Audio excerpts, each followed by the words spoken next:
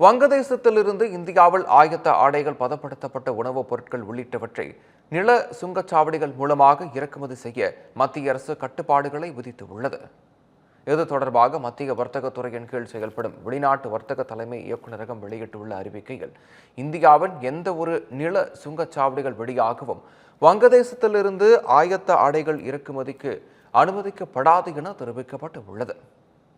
எனினும் நவா ஷோவா மற்றும் கொல்கத்தா கடல் துறைமுகங்கள் வழியாக இறக்குமதி அனுமதிக்கப்படும் என்றும் கூறப்பட்டு உள்ளது. வங்கதேசத்திலிருந்து இந்தியாவுக்கு பழம், பழப்படுத்தப்பட்ட உணவுப் பொருட்கள், மர அரைக்கலன்கள் உள்ளிட்டவற்றை எந்த ஒரு நில சுங்க நிலையங்கள் வழியாக இறக்குமதி செய்ய அனுமதிக்கப்படாது என அறிக்கையில் குறிப்பிடப்பட்டு உள்ளது.